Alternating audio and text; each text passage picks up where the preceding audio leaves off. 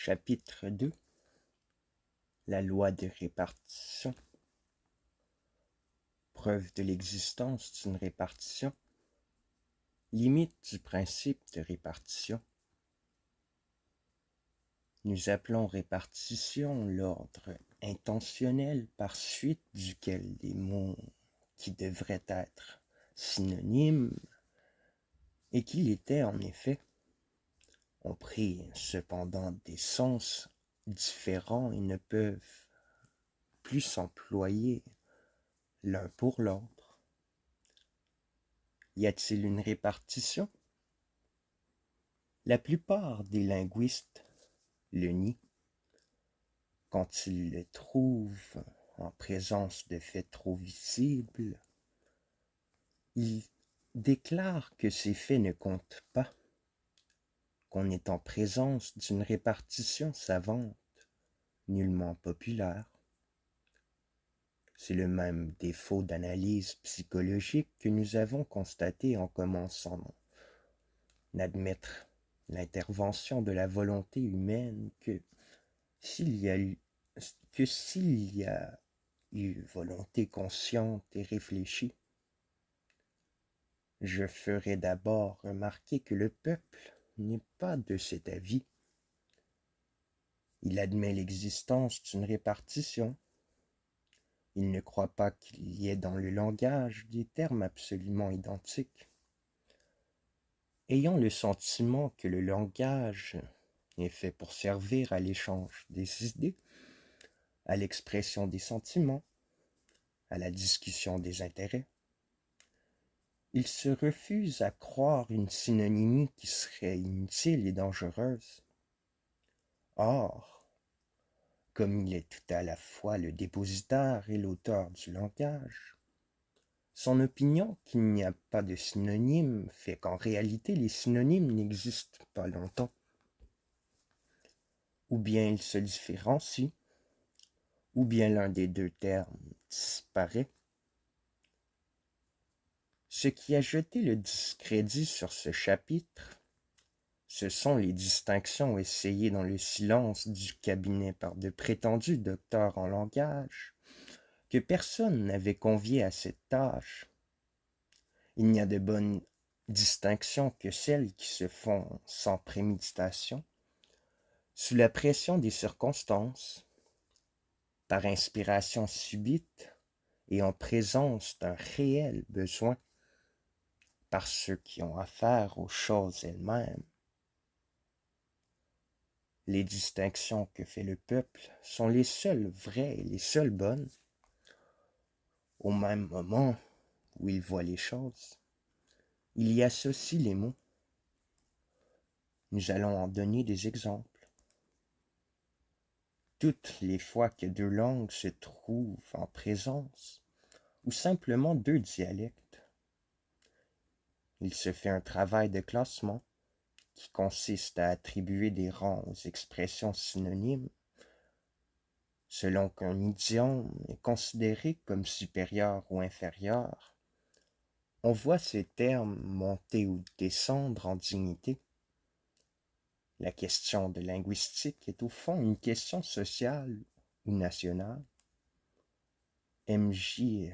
Chilleron décrit les effets produits par l'invasion du français dans un patois de la Suisse. À mesure qu'un mot français est adopté, le vocable patois, refoulé et abaissé, devient vulgaire et trivial. Autrefois, la chambre s'appelait pailler. Depuis que le mot chambre est entré au village, pailler désigne un galetas. En Bretagne, dit l'abbé Rousselot, les jardins s'appelaient autrefois des courtils. Maintenant que l'on connaît le mot jardin, une nuance de dédain s'est attachée à l'appellation rustique.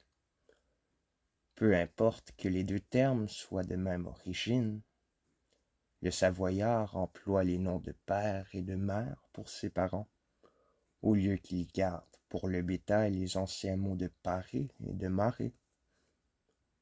Chez les Romains, conquina signifiait cuisine,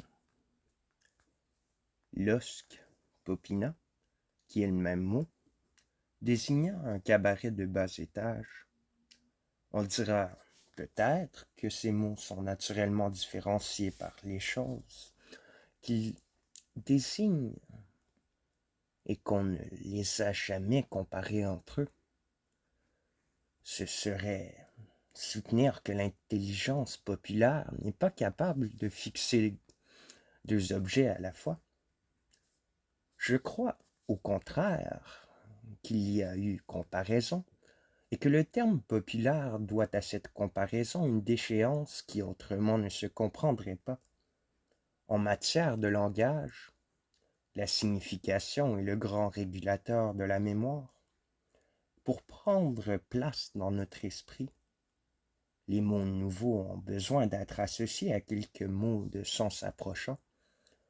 Le peuple a donc ses synonymes qu'il dispose et subordonne selon ses idées. À mesure qu'il apprend des mots nouveaux, il les insère parmi les mots qu'il connaît déjà. Rien d'étonnant à ce que ceux qui subissent, à ce que ceux-ci subissent un déplacement, un recul. Aussi longtemps qu'il y aura des populations qui se mêleront, on aura constaté de nouveaux exemples de la répartition. Pour en arrêter les effets, il faudrait mettre des douanes, des clôtures au langage. Ce que le peuple fait d'instinct. Toute science qui se forme, toute analyse qui s'approfondit, toute discussion qui veut aboutir, toute opinion qui veut se reconnaître et se définir, le fait avec la même spontanéité. Platon, voulant combattre les idées de l'école ionienne, reproche à Thalès d'avoir confondu les principes ou apaxer avec les éléments autoexer. Les éléments étant l'eau, le feu, la terre, l'air, les principes étant quelque chose de plus général et d'impérissable, comme les nombres. La distinction faite ici par le penseur grec, pour être philosophique et profonde, n'en est pas moins, au point de vue de la linguistique, du même ordre que les distinctions citées plus haut. Par une aperception immédiate, les deux mots, jusqu'à là synonymes, ont été différenciés. Mettrons-nous les faits de ce genre en dehors de l'histoire du langage? Nous risquerions d'en retrancher le côté le plus important. L'histoire du langage est une série de répartitions. Il ne s'est point passé autre chose à l'origine des langues. Il ne se passe point autre chose au premier bégaiement de l'enfant, car c'est par répartition qu'il applique peu à peu à des objets distincts les syllabes qu'il promène d'abord indifféremment sur tous les êtres qu'il rencontre. Voyons maintenant quelque effet de la répartition dans une période ancienne de nos langues. La racine man semble avoir servi, dans le principe, à nommer confusément toutes les opérations de l'âme, car nous la trouvons exprimant la pensée, mens, la mémoire, memni,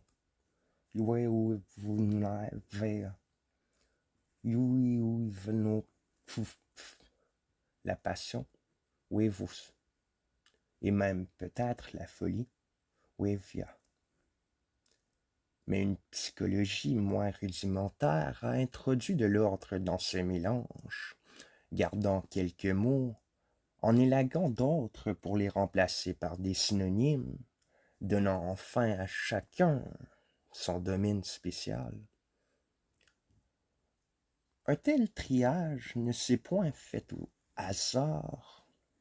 Ce serait le lieu de reprendre, avec une force particulière sur ce terrain purement humain et historique, toute l'argumentation de Fénélon.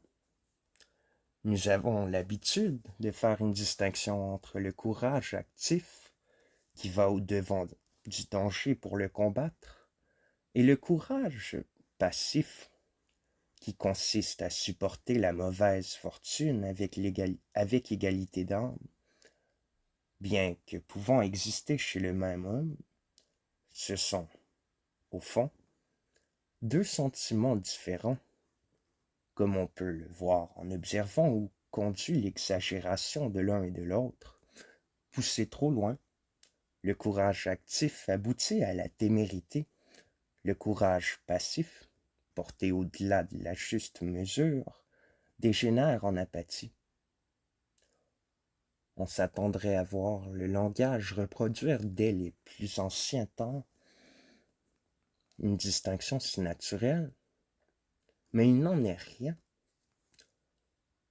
Dans la langue d'Homère, les deux idées ont l'air de se confondre, et le même verbe tuiswa, qui veut dire oser, signifie aussi supporter. Le même adjectif tunuov, qui veut dire patient, signifie aussi audacieux. Après Homère, la poésie gnomique nous fournit d'autres exemples de cette confusion. Force est, dit un proverbe, de supporter ce que les dieux envoient aux mortels. Tuovav, spun, ta, if, wai, ueovi, uventuras, oui, bipoto, et ailleurs, soit endurante, ô mon âme, dans le malheur, alors même que tu souffres ce qui ne peut être enduré. Désolé pour le grec à apprendre. Plus tard, donc, à reprendre, pouvoir et à prendre comme tel pour l'instant. Oui, oui, cacao, ou atanta, c'est donc par une distinction faite après coup que l'audace, et même l'audace poussée jusqu'à la témérité et jusqu'à l'insolence, a été confiée à Tuoaf et sa famille, tandis que la constance et la résignation sont devenues le partage de Tataras. Et Tatouan, personne aujourd'hui ne songerait à nommer du même mot deux idées aussi différentes que le plaisir des sens et le plaisir idéal causé par le sentiment tout intime de l'espérance. Cependant, il y a eu un temps où la même expression servait pour les deux idées. Le grec, de cette racine, a tiré une série de mots exprimant l'espoir. Eteus, euftuae.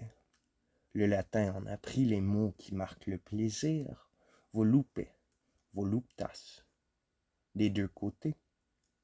L'idée restée sans représentant a trouvé d'autres symboles.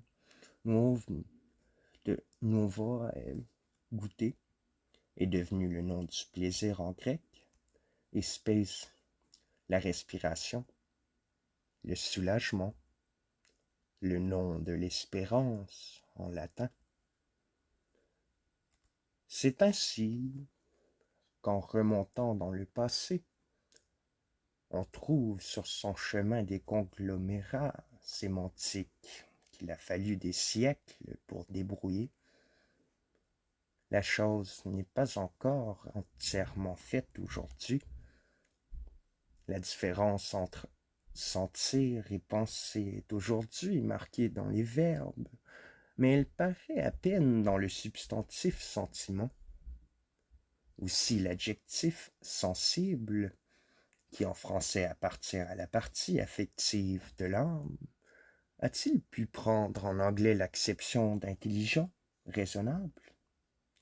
On sait qu'en latin sentir appartient plutôt à la pensée, comme on le voit par des composés tels que dicentio, consentio, et par des dérivés comme sententia, par une confusion qui n'a pas encore tout à fait disparu. Les langues anciennes désignent d'un même mot le méchant et le malheureux. L'adjectif tuovnpus a les deux exceptions. Dans l'enfance des sociétés, le pauvre est un objet d'aversion autant que de pitié. C'est sur ce ton qu'il est parlé des mendiants dans Homère. Tuovnpus a peu à peu renoncé à cet équivoque pour être exclusivement attribué à l'idée de perversité, tandis que son congénère a désigné l'indigent. Plus les mots sont voisins par la forme, plus ils sont une invite à la répartition. Voici une sentence, à première vue assez extraordinaire, qui nous a été conservée par Varron. Religientem esse oportet religiosum nefas.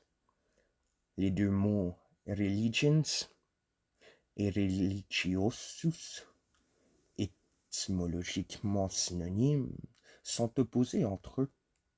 Le sens du proverbe est que la religion est une bonne chose, mais non pas la superstition. Il y a une sorte d'élégance à laquelle le peuple n'est nullement insensible, à différencier ainsi des mots qui sonnent presque de même. Les besoins de la pensée sont le premier agent de la répartition. C'est ainsi que le grec et l'allemand se sont rencontrés en faisant la différence de man et mensch, de avnpup et avopuntos. Entre avnpup et avopuntos, il n'y avait originairement aucune différence de sens. L'un signifiait homme, l'autre qui a visage d'homme. Homère, parlant des Éthiopiens qui habitent à l'extrémité de la terre, les appelle Eoxatoi et vous pauvres. Mais une antithèse dont l'occasion ne pouvait manquer de se présenter a fait que peu à peu ils se sont distingués l'un de l'autre et qu'ils ont été opposés l'un à l'autre. Hérodote, parlant de l'armée des Perses, dit qu'au Thermopylès, Xerxès put s'apercevoir oti tosui uif avopuitoi eif oifui se avoipes. La distinction est ensuite devenue familière aux Grecs. Xénophon, traitant de l'amour, de la gloire, qui fait le prix de la vie, ajoute qu'à cela les hommes se reconnaissent. Avopef, kai, oketri, avoptui, vouf, vui, pour voi. Rien, ni dans le sens étymologique de avn, ni dans celui de avtois, tous, ne les prédestinait à cette opposition. Quand l'esprit populaire s'est une fois avisé d'un certain genre de répartition, il a naturellement la tentation d'en compléter les séries. On sait qu'il y a des langues où les différents actes de la vie ne sont pas désignés de la même façon s'il est question d'un personnage élevé en dignité ou d'un homme ordinaire. Les Cambodgiens ne désignent pas les membres du corps, ni les opérations journalières de la vie, par les mêmes termes s'il s'agit du roi ou d'un simple particulier.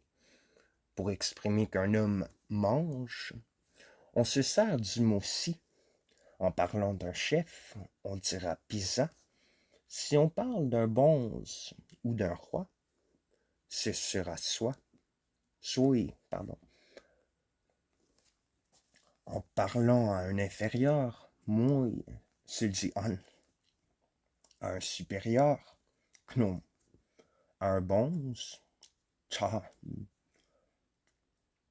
Les sectateurs de Zoroastre, qui considèrent le monde comme partagé entre deux puissances contraires, ont un double vocabulaire, suivant qu'ils parlent d'une créature d'Ormuzd ou d'une créature d'Ahriman.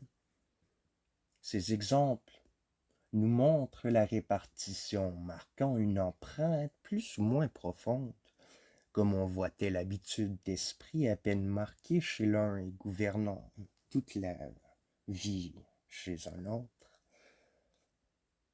Rien, au fond, n'est plus naturel, ni plus nécessaire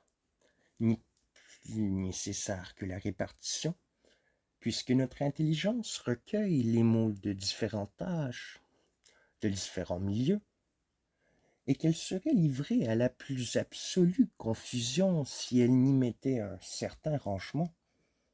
Ce que font les recueils de synonymes, nous le faisons tous. Quand on examine les termes que l'usage distingue ou subordonne, on constate que l'étymologie justifie rarement les différences que nous y mettons.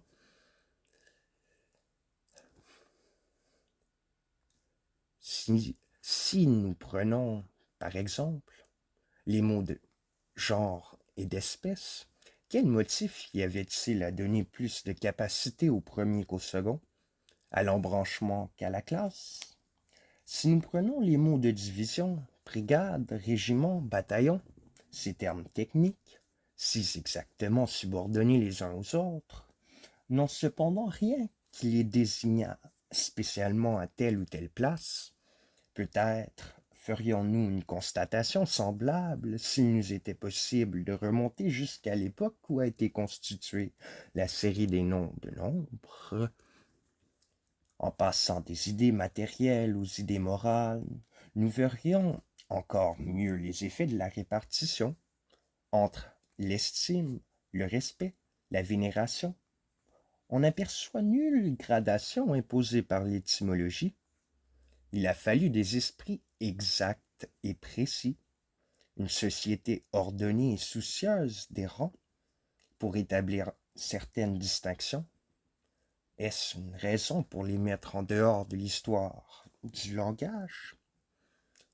Nous savons peu de choses sur la création du langage, mais la répartition en est le véritable démiurge. Elle a été cette seconde création, cette melior natura dont parle Ovide en retraçant les âges successifs du monde. Cependant, la répartition, comme toutes les lois que nous passons en revue, a ses limites. Il faut d'abord, cela est trop clair, qu'il trouve une matière où se prendre, comme elle ne crée pas, mais s'attache à ce qui est pour en tirer parti et le perfectionner. Il faut que les termes à différencier existent dans la langue. Nous pourrions citer certaines confusions dont, faute d'un mot, même les idiomes les plus parfaits n'ont jamais réussi à se débarrasser. Inversement, l'esprit ne parvient pas toujours à féconder toutes les richesses que le langage vient lui offrir. Le mécanisme grammatical, par la combinaison des éléments existants, peut produire une telle quantité de formes que l'intelligence en soit embarrassée. Georges Curtius a compté que le nombre des formes personnelles du verbe grec s'élève à 268, nombre considérable, quoique bien inférieur encore à celui du verbe sanskrit, qui va jusqu'à 891. Mais la répartition n'a pu tirer parti de cette abondance. C'est beaucoup déjà que le grec ait su différencier ces quatre prétéris, imparfait, aoriste, parfait, plus que parfait, entre le futur premier et le futur second, entre le parfait premier et le parfait second. L'observation la plus attentive n'a pu constater aucune différence sémantique. Outre cette surproduction de temps, nous avons une surproduction de verbes. Si nous prenons, par exemple, la racine ulf, fuir, nous avons à côté de ulf un verbe ulaf qui a le même sens. À côté de on a à côté de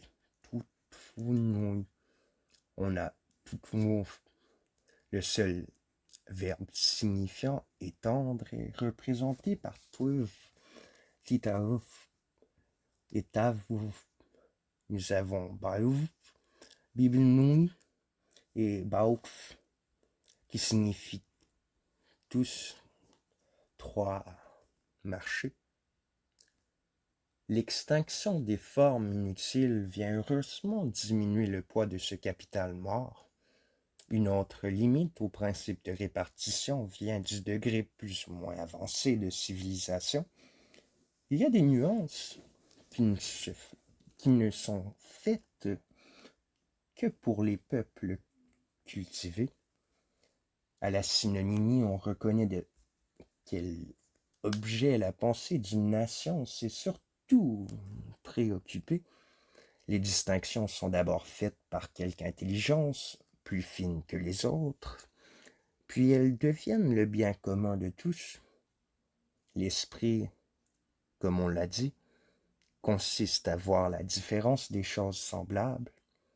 Cet esprit se communique jusqu'à un certain point par le langage, car à reconnaître les différences que les mieux doués ont été d'abord seuls à sentir, la vue de chacun devient plus perçante.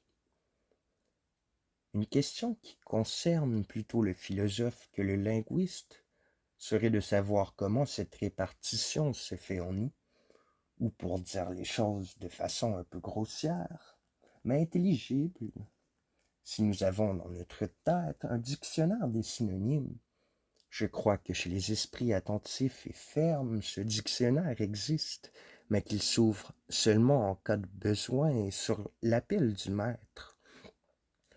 Quelquefois le mot juste jaillit du premier coup. D'autres fois il se fait attendre.